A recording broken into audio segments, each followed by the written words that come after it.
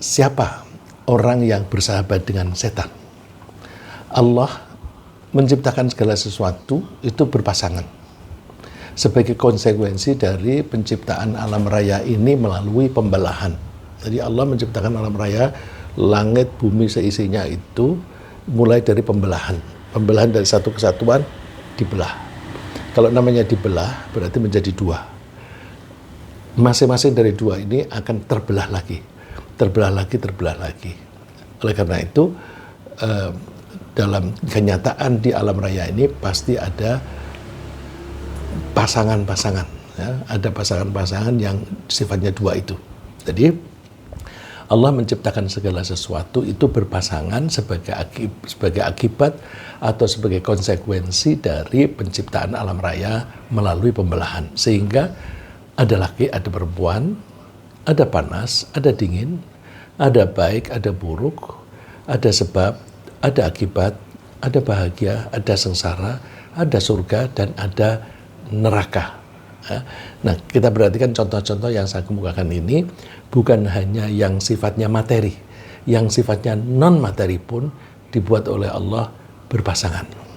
Kita perlu memperhatikan yang non-materi karena diri kita sendiri itu terdiri dari yang materi dan non-materi. Yang materi itu badan kita, jasad kita. Tapi kita juga punya ruh, dilengkapi oleh Allah ruh. Yang kadang-kadang kita menyebutnya nyawa atau jiwa atau apapun. Tapi sebenarnya penyebutan yang disebut oleh Allah di dalam Al-Quran dan oleh Nabi itu ruh.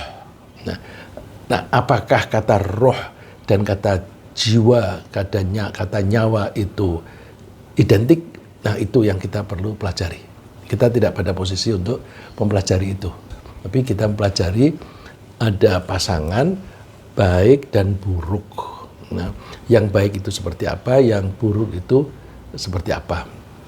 Kemudian, meskipun manusia itu secara individu, secara perorangan, itu diciptakan sebagai ada yang pria, ada yang wanita.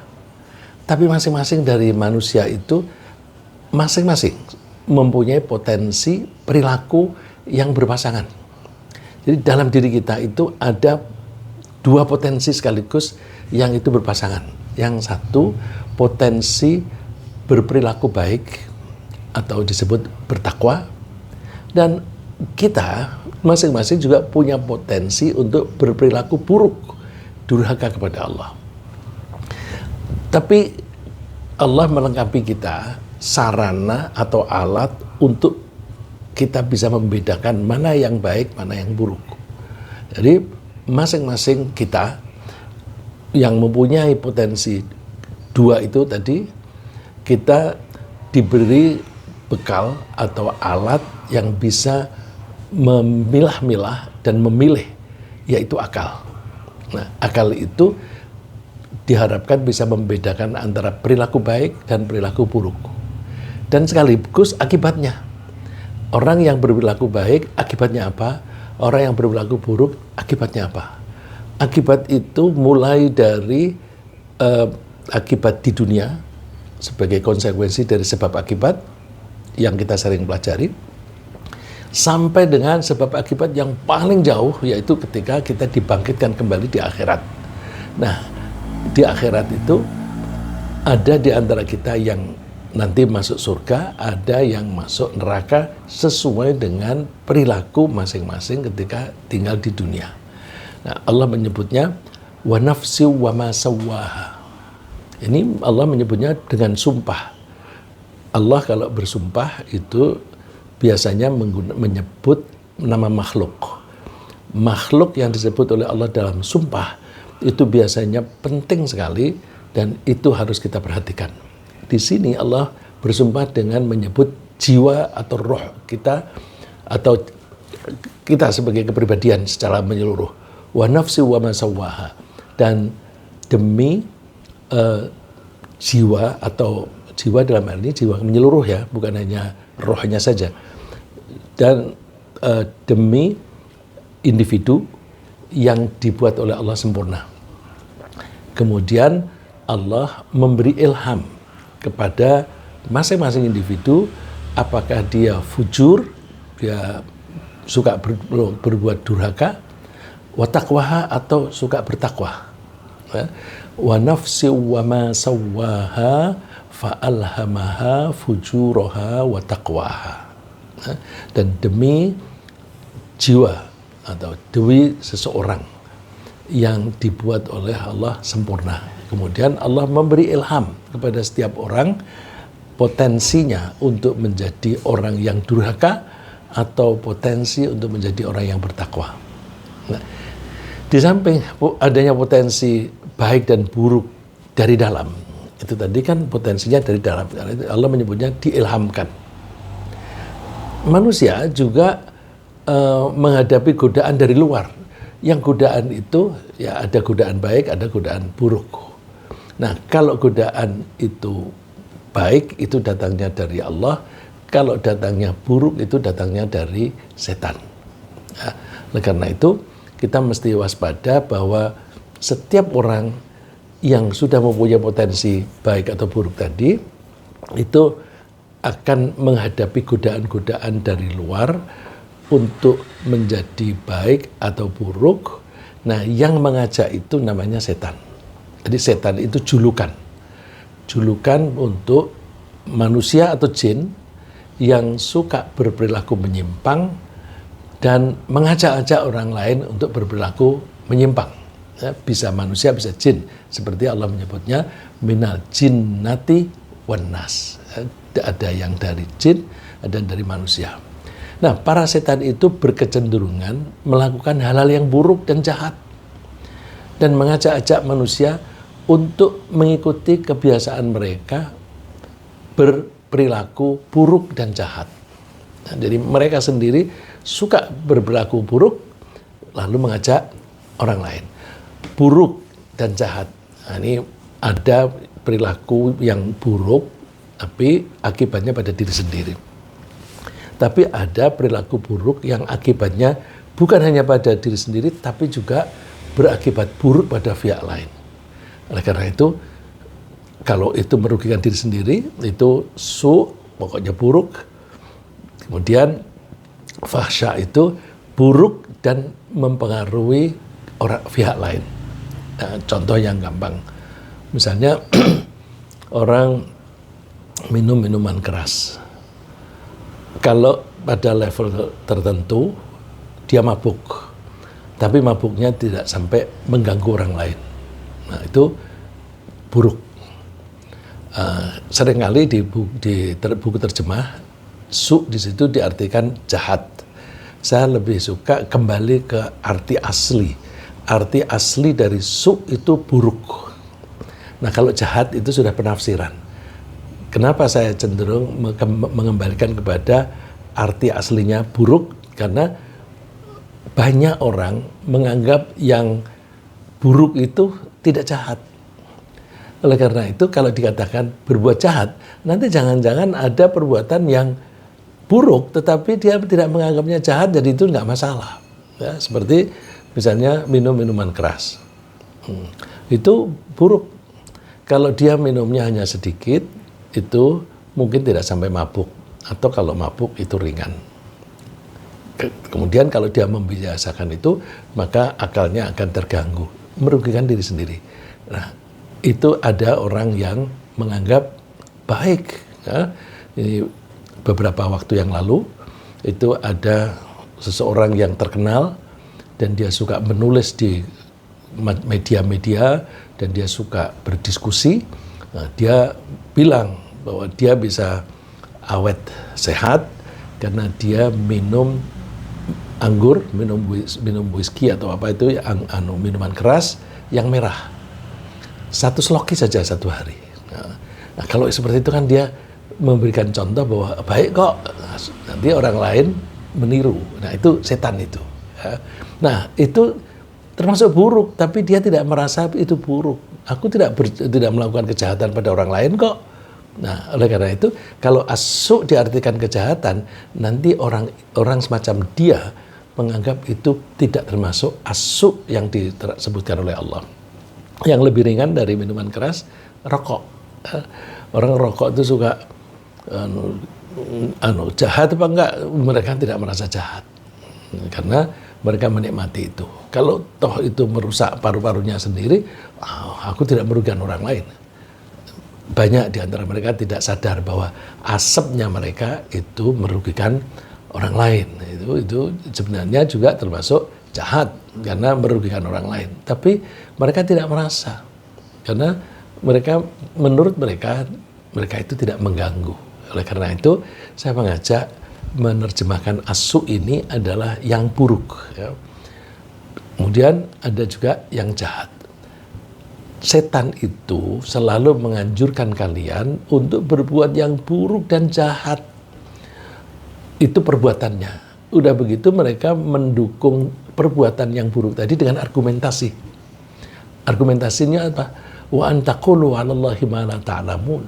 Dan setan itu mengajarkan supaya kita mengatakan sesuatu tentang Allah yang mereka itu tidak tahu, tidak paham. Jadi Allah menganjurkan melarang berbuat buruk, tapi mereka nggak paham. Karena mereka nggak paham, mereka berargumen bahwa enggak, rokok ini baik. Karena apa? Aku nggak bisa konsentrasi kalau nggak ngerokok. Ini banyak di antara mereka itu yang penulis. Aku nggak bisa menulis, nggak punya ide kalau tidak ngerokok. Jadi ngerokok itu membantu saya untuk membangkitkan ide. Misalnya semacam itu. Itu argumentasi. Argumentasi yang mereka tidak paham tentang mekanisme yang dibuat oleh Allah. Jadi kalau dikatakan mengatakan tentang Allah apa-apa yang mereka tidak tahu, itu ekstrimnya mengatakan bahwa misalnya Allah itu punya anak begitu. Nah, itu yang paling ekstrim. Karena itu mereka tidak tahu bahwa Allah itu memang tidak mungkin punya anak. Kok dikatakan punya anak? Jadi argumentasi ini untuk membela diri mulai dari yang ringan sampai dengan yang berat. Padahal siapapun yang berperilaku jahat dan keji itu pasti terancam akan masuk dan tinggal di neraka yang sangat menyengsarakan. Maka ajakan setan itu berarti menjerumuskan manusia ke dalam kesengsaraan. Dengan demikian, setan itu bersikap dan berperilaku memusuhi manusia. Memusuhinya bukan berarti mereka itu menonjok kita langsung. Enggak, mereka tidak bisa nonjok kita. Kalau itu berupa jin. Nah, kalau manusia baru bisa. Ya. Kalau jin, mereka tidak bisa nonjok. Paling hanya ngajak. Manusia juga mengajak, tapi kalau dia arogan dan mempunyai kekuasaan itu bisa berupa kekuatan fisik, bisa kekuasaan politik yang bisa menghukum. Nah, itu bisa memaksa-maksa. Nah, setan itu selalu mengajak orang lain untuk menurut kepada mereka atau mengikuti jejak mereka. Karena itu Allah menasihati kepada kita manusia seluruhnya agar kita tidak bersahabat dengan setan. Nasihatnya Allah kan baik. Jadi hati-hati ya, kamu jangan bersahabat. Karena kalau sudah bersahabat, kita itu nanti ngikuti jejaknya itu dengan sukarela. Maka kita harus hati-hati. Nah, maka manusia juga harus, karena setan itu menjerumuskan kita, berarti setan itu memusuhi kita. Karena setan itu memusuhi kita, kita jangan berperilaku bersahabat dengan mereka. Keliru. Wong mereka itu memusuhi kita kalau kita bersahabat. Maka kita mesti memperlakukan mereka sebagai musuh. Musuh dalam hal ini bukan berarti kita disuruh nonjok setan, enggak usah. Tapi hindari ajakan setan itu. Allah memperingatkan pada kita, inna syaitana lakum aduwwun fattakhidhuhu aduwa. Sesungguhnya setan itu musuh bagi kalian. Karena mereka memusuhi kalian, maka anggaplah mereka sebagai musuh. Nah, ini banyak orang yang tahu bahwa setan itu memusuhi, tapi bersahabat. Nah, kalau setan itu berupa manusia, tahu bahwa orang-orang itu jahat. Tapi kalau diiming-imingi jabatan, diiming-imingi duit, ngikut.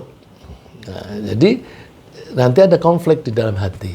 Tahu bahwa dia jahat, tetapi karena ada sesuatu yang diinginkan, yaitu duit atau jabatan, lalu terus bersahabat dengan dia. Nah, pekerjaan setan itu innama yad'u hizbahu liyakunu min ashabis sa'ir. Setan itu selalu ngajak kepada teman-temannya. Kalau teman itu memang betul-betul tunduk patuh, itu berarti pasukan. Nah, ini Allah menggunakan kata pasukan. Setan itu mengajak pasukannya supaya menjadi penghuni neraka. Jadi hizbun itu arti dasarnya itu kelompok, tetapi biasanya hizbun itu kelompok kekuatan politik atau kekuatan militer. Itu hizbun. Nah, jadi kalau partai itu juga disebut hizbun. Nah, di Indonesia pernah ada kelompok yang menyebut diri mereka sebagai hizbun, Hizbut Tahrir. Nah, itu kelompok. Ya. Nah, itu juga disebagai sebagai kelompok politik. Tapi ada juga Hizbul Ansor, kelompok penolong, Hizbul Ansor. Yang satu Hizbut Tahrir. Tahrir itu pembebasan. Kelompok yang ingin membebaskan. Itu membebaskan apa, itu mereka lah yang berpikir itu. Saya hanya menunjukkan arti hizbun. Kemudian sebenarnya setan itu tidak memiliki kemampuan untuk memaksa manusia agar mengikuti anjurannya. Kemampuan setan itu hanya merayu, membujuk, menawarkan janji-janji palsu. Karena itu yang penting bagi manusia, bagi kita adalah mengambil keputusan. Ketika diajak, ketika dirayu, kita mau apa enggak? Yang penting, enggak, aku tidak mau.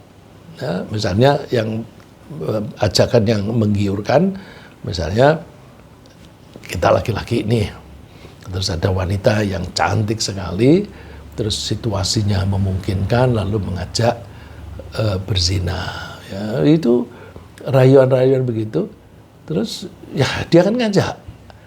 Kalau si laki-laki tidak mau, kan nggak jadi. Mohon maaf, seolah-olah wanita yang jahat. Bisa juga yang ngajak laki-laki. Laki-lakinya yang jadi setan. Si wanitanya nggak mau, tapi ya karena laki-laki biasanya lebih kuat, suka memojokkan atau memperkosa wanita itu. Nah, jadi kita harus mempunyai ketegasan bahwa kita tidak mau itu, nolak. Ini kalau suka kampanye di masyarakat itu say no to drug, say no to drug, katakan tidak pada obat. Nah, penjual obat kan keinginnya laku, tawarin, enggak, aku nggak mau. Nah, Allah sudah membekali kita itu dengan akal agar kita bisa mengambil keputusan yang benar. Nah, karena kita diberi akal yang bisa mengambil keputusan ya atau tidak, maka kita harus bertanggung jawab. Ya, harus bertanggung jawab. Ketika bilang iya, tanggung jawab kita apa? Ketika kita bilang tidak, tanggung jawab kita apa? Nah, tapi sayang, banyak manusia yang akalnya dikalahkan oleh hawa nafsunya sendiri. Hawa nafsu itu keinginan. Akalnya dikalahkan oleh keinginannya sendiri. Jadi contoh yang banyak, orang yang rajin ke masjid, rajin sholat, jadi itu dia pikirannya, dia tunduk kepada Allah. Tetapi ketika diiming-imingi korupsi, dia punya keinginan, punya duit banyak, supaya bisa membeli mobil mewah, bisa beli rumah yang besar, dan sebagainya. Nah, keinginannya itu seringkali mengalahkan akalnya. Sehingga orang bilang hawa nafsunya mengalahkan akal sehatnya. Nah, itu fenomena di Indonesia ini banyak. Karena mereka rajin sholat, tapi maling, korupsinya besar-besaran lagi. Kalau ngomong dia, waduh kayaknya religius banget. Nah, itu karena akalnya dikalahkan oleh hawa nafsu. Sehingga dengan demikian mereka itu mengikuti jejak setan, karena dia menuruti keinginannya sendiri itu bersesuaian dengan setan yang mengajak-ngajak itu. Nah, karena mengikuti ajakan setan, maka mereka jadi mengikuti jalan yang sesat, dan kelak nanti di akhirat menjadi terjerumus pada kecelakaan di neraka. Allah menyebutkan bahwa sebenarnya setan itu tidak mempunyai kemampuan memaksa. Inna ibadi laisa laka 'alaihim sultan. Sesungguhnya hamba-hambaku itu tidak bisa kamu kuasai. Ini Allah menjawab kepada iblis yang waktu itu berjanji, ya Allah, karena aku sudah sesat, aku akan menyesatkan seluruh manusia. Allah mengatakan, iya, tapi kamu tidak bisa maksa. Kamu tidak punya kekuasaan sultan, nggak punya kekuasaan untuk maksa. Illa man ittaba'aka minal ghawin. Yang bisa mengikuti kamu adalah orang-orang yang memang sesat. Jadi kalau orang-orang yang sesat itu setan senang sekali, ya, itu gampang digoda. Tapi kalau orang yang perilakunya baik-baik itu tidak mudah tergoda. Nah, orang-orang yang berpotensi besar untuk menjadi sahabat setan itu siapa? Adalah mereka yang lupa kepada Allah dan mengabaikan bimbingannya. Jadi kalau kita ingin selamat dari godaan setan, artinya tidak mau nuruti, kita bisa mengatakan no kepada ajakan setan. Nomor satu, jangan pernah lupa kepada Allah. Supaya kita tidak lupa gimana? Sholat 5 kali jangan pernah tinggalkan. Karena kita itu cenderungannya lupa. Ya. Jadi tadi dia omongin apa begitu, tahu. Terus sebentar lagi kita lupa. Memang kecenderungan kita lupa. Nah, karena kita punya kecenderungan lupa, kita disuruh oleh Allah sholat itu berulang-ulang. Zuhur, nah, sebentar lagi sholat lagi, sebentar lagi sholat lagi maghrib, sebentar lagi sholat lagi isya. Itu supaya kita selalu ingat kepada Allah. Nah, kalau kita itu selalu ingat kepada Allah, maka kemungkinan kita tergoda itu kecil sekali. Nah, tentu akan lebih bagus lagi, di samping ingat kepada Allah di waktu sholat, kita juga berusaha untuk ingat kepada Allah di luar sholat. Banyak-banyak membaca zikir, ya, banyak-banyak membaca Al-Quran, itu supaya pikiran kita selalu connected, selalu tersambung dengan Allah. Nah, karena orang-orang yang lalai, yang lupa kepada Allah itu lalu juga lupa pada prinsip ajaran-ajaran Allah, maka mereka cenderung tidak mau melaksanakan perintah Allah. Ya, kepada Allahnya aja lupa. Maka kepada perintahnya, ya lupa. Kalau Allah itu memerintahkan sholat 5 kali, dia lupa kepada Allah, ya sholatnya lupa. Kalau dia selalu ingat kepada Allah, dia tidak akan lupa kepada perintahnya. Ya. Maka dengan sendirinya, orang yang semacam itu menjadi jauh dari Allah. Kalau orang, saya ulang, kalau orang lupa kepada Allah, maka orang itu lupa akan perintah Allah. Kalau orang itu lupa kepada perintah Allah, maka orang itu tidak melaksanakan perintah-perintah Allah. Kalau orang itu tidak melaksanakan perintah-perintah Allah, maka dia makin jauh dari rahmat Allah. Rahmat Allah itu kasih sayang. Kasih sayang Allah itu ada kalanya memberi, seperti memberi rezeki, dan ada kalanya melindungi. Nah, kalau orang itu lupa kepada Allah dan tidak berdekat-dekat diri dengan Allah, maka dia menjadi keluar dari perlindungan Allah. Kalau dia keluar dari perlindungan Allah, setan senang sekali. Nah, ini ada domba yang lepas. Ini ada domba yang lepas. Kejar. Itu kalau kita memperhatikan harimau atau singa, itu kan kalau ada kerumunan kawanan sapi atau kambing atau ya bison begitu, mereka menunggu kalau ada salah satu di antara mereka yang lepas dari rombongan. Begitu lepas, dikejar. Nah, setan begitu. Siapa ini yang lepas dari perlindungan Allah? Yang lepas dari perlindungan Allah adalah orang yang mengabaikan Allah. Mengabaikan Allah itu mengabaikan perintah-perintahnya, mengabaikan bimbingan-bimbingannya. Lepas, langsung setannya mendekati, mengerumuni. Kalau mengerumuni berarti yang mendekati tidak hanya satu. Ya. Sehingga setan-setan yang mengerumuni itu mudah sekali menganjurkan mereka untuk berperilaku buruk. Tentu kalau semacam itu, orang itu menjadi sahabatnya setan. Dan setan itu sahabat yang paling buruk karena dia selalu berusaha mencelakakan sahabatnya untuk masuk neraka dengan cara merayu, menipu untuk melakukan perbuatan-perbuatan yang buruk dan jahat. Allah memberi peringatan kepada kita begini. Wa may ya'shu 'an dzikrir rahmani nuqayyid lahu syaitanan fahuwa lahu qarin. Siapa orang yang hidupnya ya'shu itu sama dengan ma'isyah, itu kehidupan. Siapa yang dalam kehidupannya itu lalai, tidak mengingat Allah yang Maha Rahman, yang Maha Penyayang, maka kami biarkan setan-setan itu mengerumuni dia, sehingga setan-setan itu menjadi qarin. Qarin itu teman seia sekata. Qarin itu artinya orang yang selalu menyertai, nempel terus.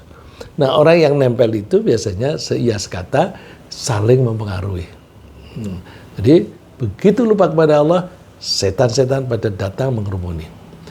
Kelakuan setan apa? Mengerumuni itu. Wa innahum la yasuddunahum 'anis sabili wa yahsabuna annahum muhtadun.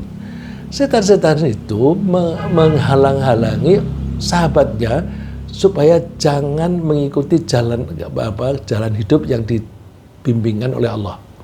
Ya, yasuddunahum 'anis sabil, menghalang-halangi mereka mengikuti jalan yang lurus.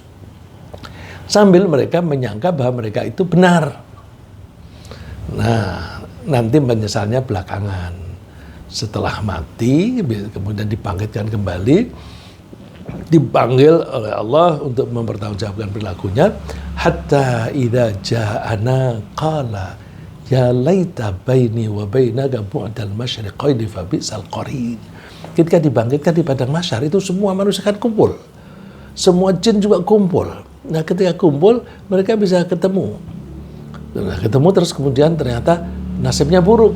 Lalu gara-gara kamu, aku dulu bersahabat dengan kamu, aku menjadi nuruti ajakanmu, aku sekarang jadi celaka. Wah, menyesal aku. Seandainya aku dulu jauh dari kamu. Laita baini wa bainaka bu'dal masyriqain. Seandainya aku dengan kamu dulu menjauh seperti jauhnya timur dan barat. Nah, kalau timur dan barat kan tidak mungkin ketemu. Nah, lalu Allah menyebut fabi'sal qarin, itu pertemanan yang buruk sekali. Oleh karena itu kita jangan berteman dengan setan. Bagaimana cara setan mengajak? Cara setan mengajak manusia itu halus sekali. Caranya gimana?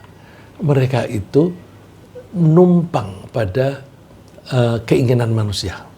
Jadi kita misalnya, wah, sekali-sekali aku kepengen makan enak nih. Apa ini? Misalnya sop atau soto. Pilihannya soto Betawi, soto Madura, soto Jakarta, soto Semarang. Terus sambil lihat dompetnya. Mumpung aku punya duit, pergi ke yang mahal. Yang mahal itu yang bergengsi. Jadi bukan hanya bahannya yang dibeli. Kalau kita beli di tempat-tempat yang sederhana, itu harganya itu, harga barang itu plus sewa tempatnya itu. Tapi kalau di tempat yang mewah, sewa rumahnya, sewa gedungnya itu kan mahal sekali. Bayaran pegawainya juga mahal.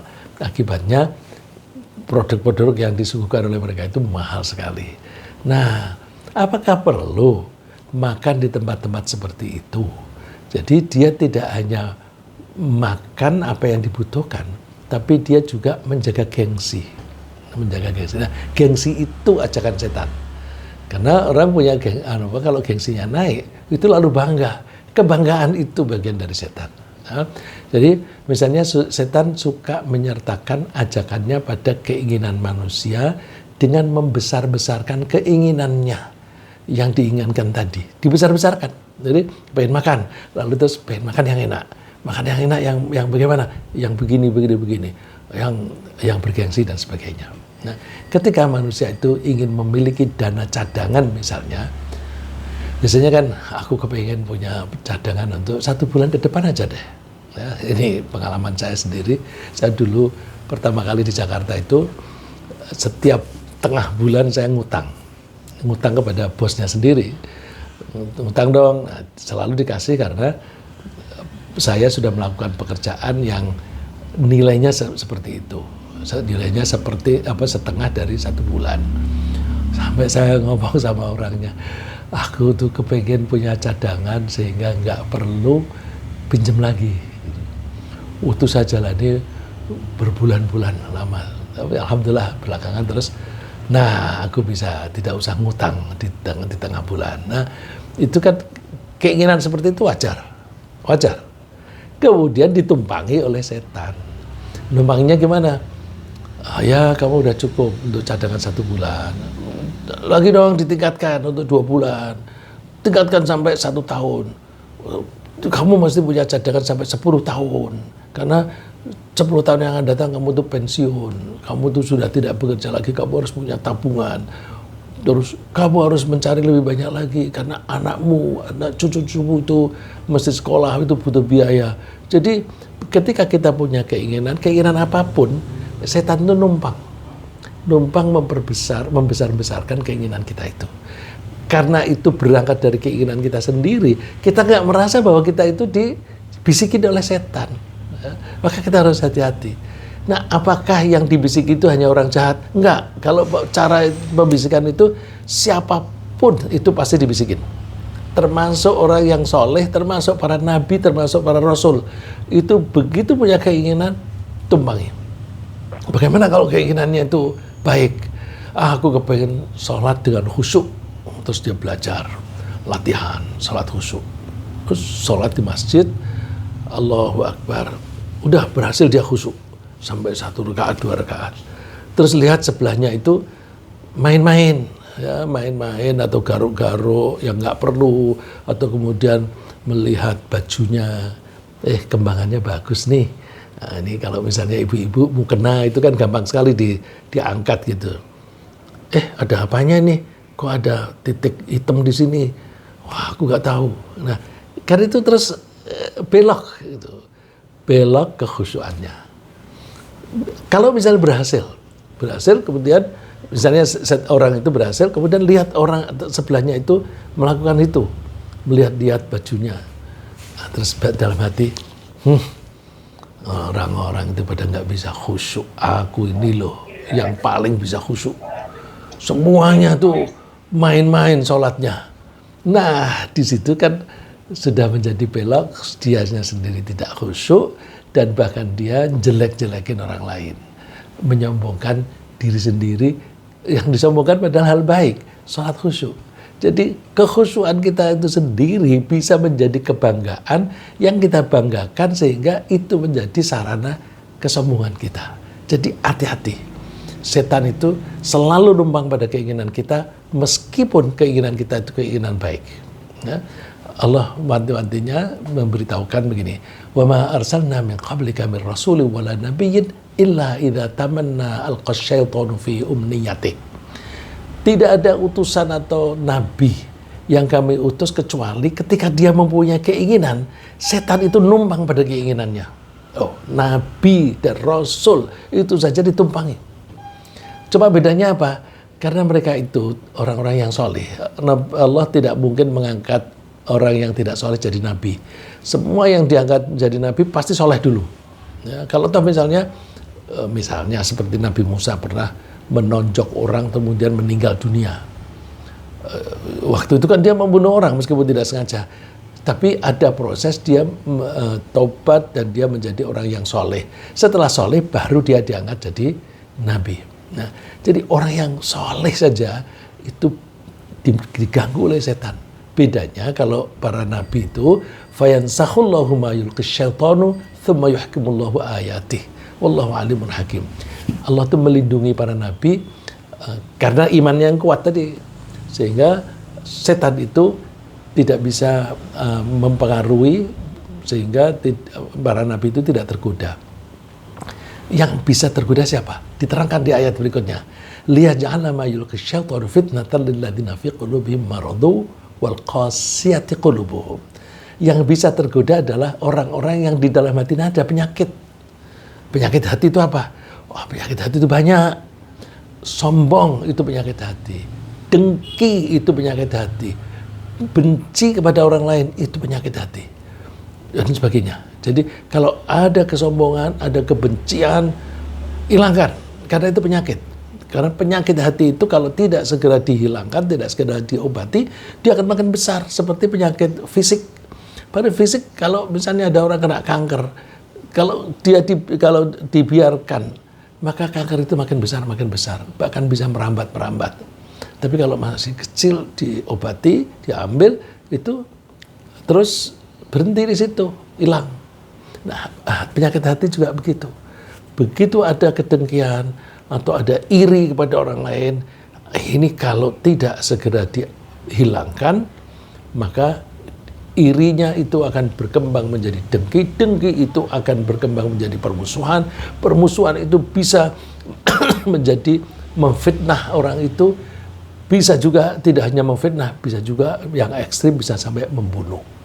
Jadi orang-orang seperti itu yang dia hati ada penyakit itu yang berpotensi untuk mengikuti bujukan setan. Wal qasiyati qulub, dan orang yang keras hatinya.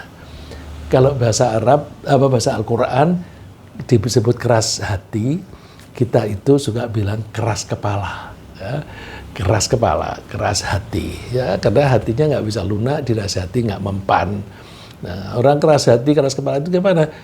Dia melanggar, tapi ditegur, dia tidak peduli, atau bahkan malah bales, malah memusuhi kepada yang menasihati.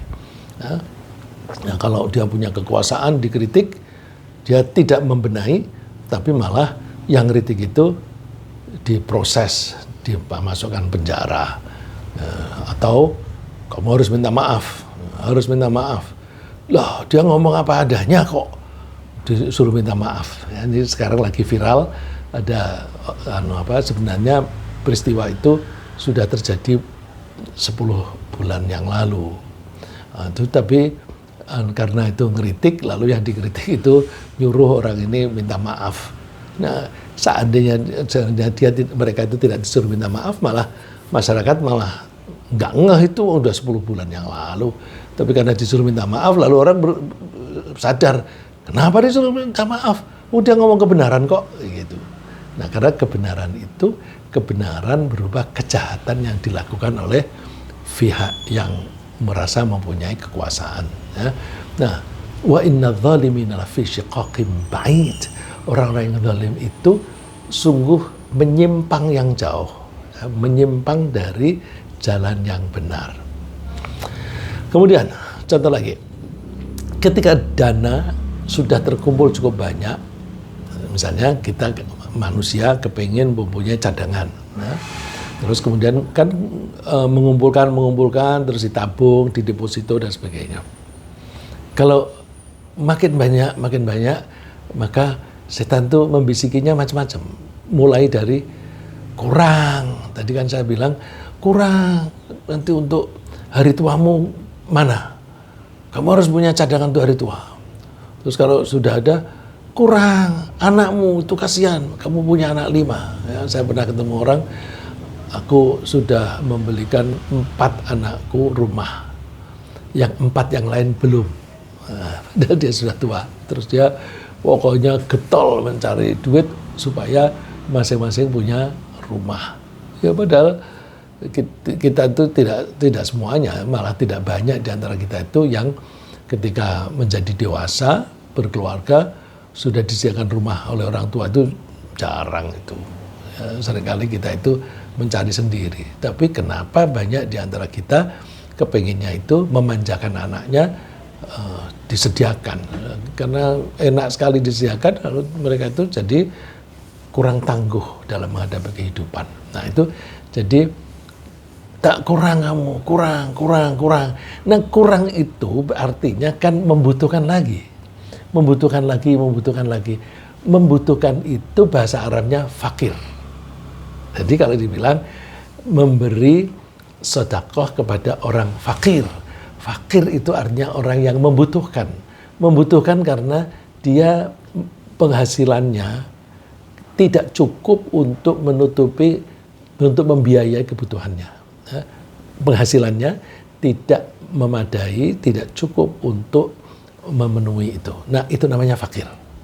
Nah, fakir itu ada yang fakir beneran.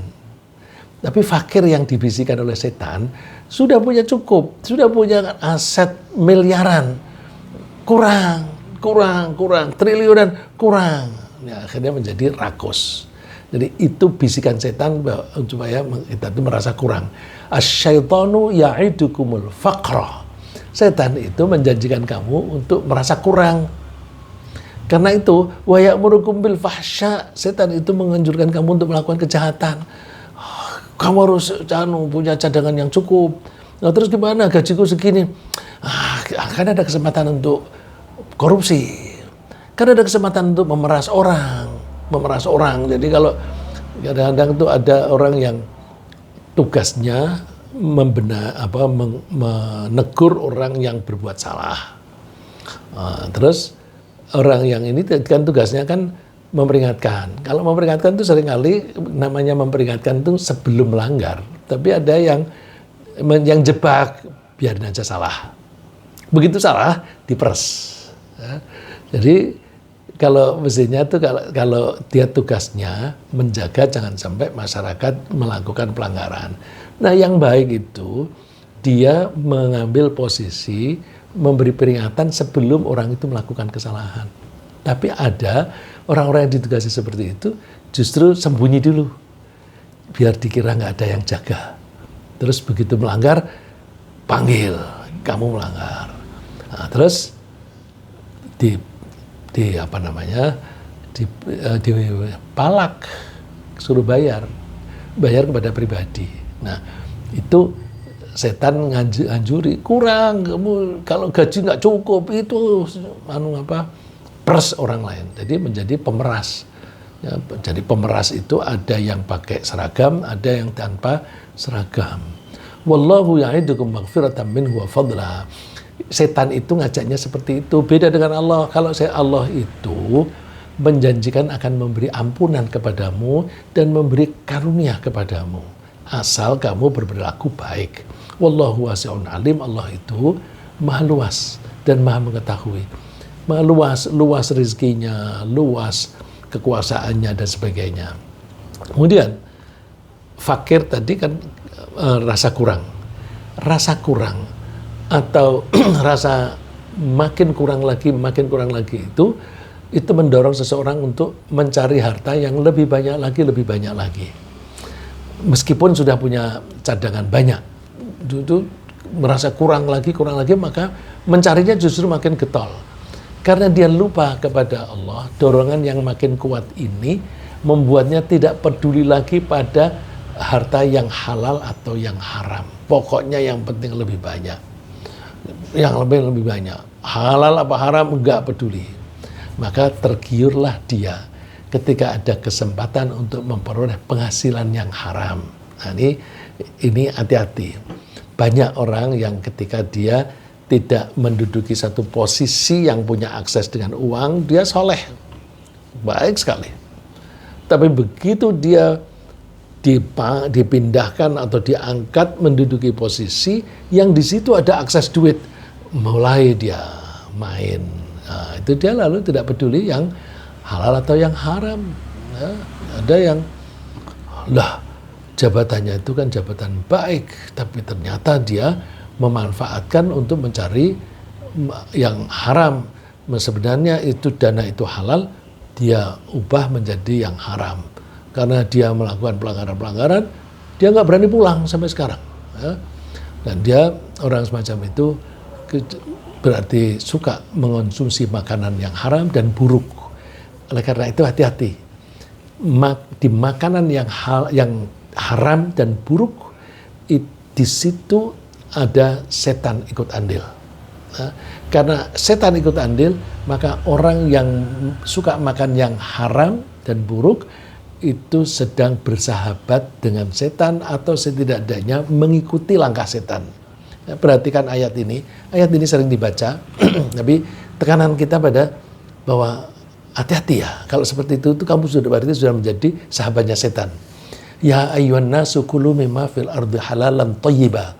Wahai manusia, silakan makan hasil bumi dengan halal dan baik. Perhatikan, ini Allah memanggilnya manusia, bukan yang beriman. Bukan ya ayyuhalladzina amanu, tapi ya ayyuhan nas, wahai orang yang manusia. Berarti ajakan Allah ini berlaku untuk orang muslim maupun non-muslim, supaya makan yang halal dan baik. Wala tatabi'u khutuwatis syaitan, kamu jangan mengikuti langkah-langkah setan. Berarti kalau makan yang haram, yang tidak halal, dan yang buruk, itu mengikuti jejak setan. Karena setan itu maunya kita celaka. Innahu lakum aduwwum mubin. Sesungguhnya setan itu musuh yang nyata bagi kalian. Jadi coba kalau kita makan yang haram, yang halal saja, kita kan memperoleh dengan cara yang baik.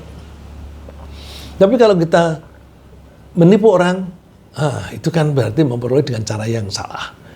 Maka hasil tipuan menjadi haram. Yang halal itu kalau memang dialokasikan gajimu sekian. Tapi kalau dia mengambil lebih banyak dari itu, ya apakah itu namanya mencuri atau korupsi, itu menjadi haram. Itu langkah setan. Ya, makanya kalau kita mau melihat diri sendiri, aku ini ngikuti setan apa enggak?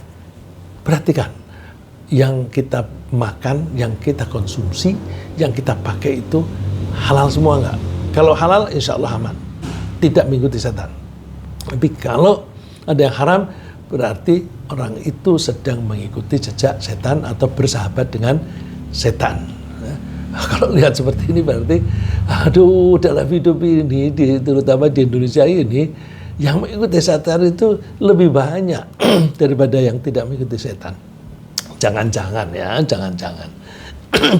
Karena orang yang mengumpulkan harta terus itu, lama-lama kan hartanya kumulatif banyak, ya. Karena merasa menguasai banyak harta, dia merasa perlu tampil lebih mentereng. Duitku kan banyak sekarang, jabatan sih boleh apa saja, tapi duitku banyak. Terus diwujudkan dalam rumahnya, dibangun yang besar, yang indah, kemudian kendaraannya yang mewah, Mercy, Rubicon dan sebagainya.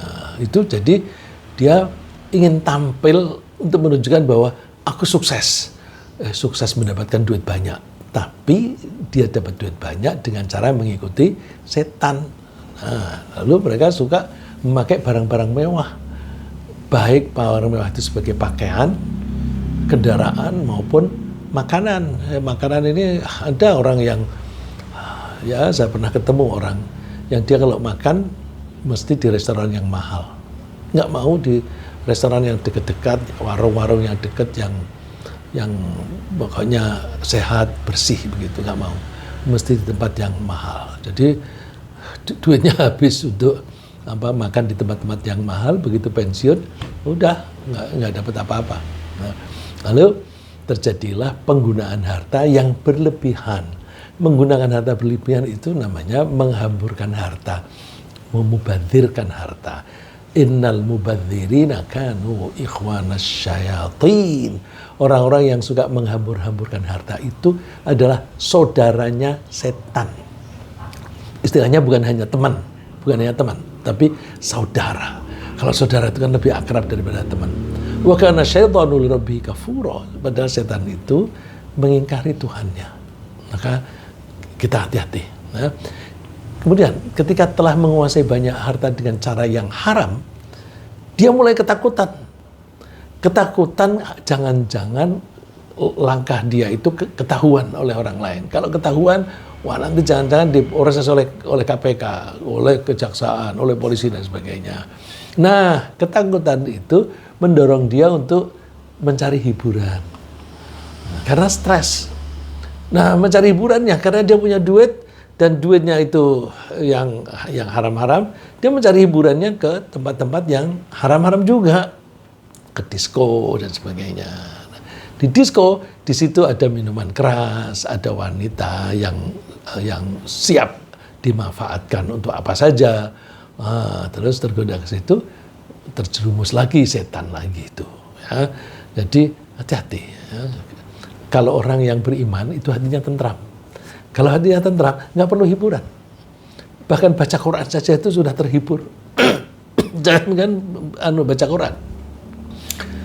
Istirahat sambil tiduran itu udah alhamdulillah aku bisa istirahat, capeknya bisa berkurang, itu sudah menghibur. Ya.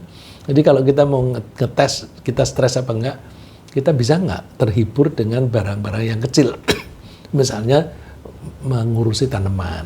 Ketika seseorang itu sudah menguasai harta banyak dengan cara yang haram, mereka menjadi ketakutan untuk diketahui oleh pihak-pihak yang berwenang. Nah, ketakutan itu menyebabkan orang itu ingin mencari hiburan. Mencari hiburan tempat-tempat yang banyak setannya juga, yang ada minuman keras, ada wanita-wanita yang siap untuk melayani apa saja dan sebagainya. Nah, makin terjerumus lagi di sana. Nah, terus, kalau orang Islam, insya Allah tidak perlu hiburan yang seperti itu. Karena orang Islam yang baik itu hatinya tenang. Kalau hatinya tenang kan mudah sekali terhibur. Ya, ada misalnya nanam tanaman di halaman, begitu keluar bunganya, wah mulai berkembang nih, wah baunya harum, begitu saja sudah terhibur. Tapi orang yang ketakutan, yang stres, nggak mempan itu. Ya. Terus setan itu selalu mengajak bersekutu dalam hal tadi mencari harta, diajak bersekutu dengan cara yang haram, terus mencari hiburan juga dengan cara-cara yang haram. Terus kalau hiburannya itu sampai main wanita misalnya, ya kalau wanita yang memang profesinya begitu, itu bisa kena penyakit. Kalau wanita yang tidak menjual dirinya sendiri, lalu dijadikan pacar yang mesra, nah itu nanti kalau punya anaknya itu berarti hasil dari persekongkolan antara dia dengan setan. Ya. Maka saya mengatakan persekongkolan ini untuk memahami ayat ini. Wastafziz man istata'ta minhum bisautika wa ajlib 'alaihim bi khalika wa rajilika wa syarikhum fil amwali wal aulad. Setan itu kan mengatakan kepada Allah bahwa karena aku sesat, aku akan menyesatkan seluruh manusia. Allah mengatakan, silahkan kamu ganggu manusia itu, kamu goda, gunakan potensimu yang ada. Kamu dengan suaramu, dengan buju rayumu, terus bahkan kerahkan kudamu dan pasukan manusia, artinya mengambil atau mendorong orang lain untuk ngajak temannya.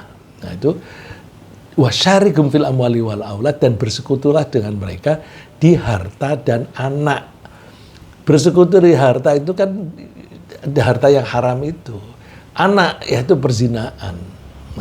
Anak dari zina itu adalah hasil persekongkolan dengan setan. Wa'idhum, silakan kamu memberi janji. Tapi Allah memperingatkan kita, wa ma ya'iduhum syaitanu illa ghurura. Setan tidaklah memberikan janji kecuali janji yang menipu.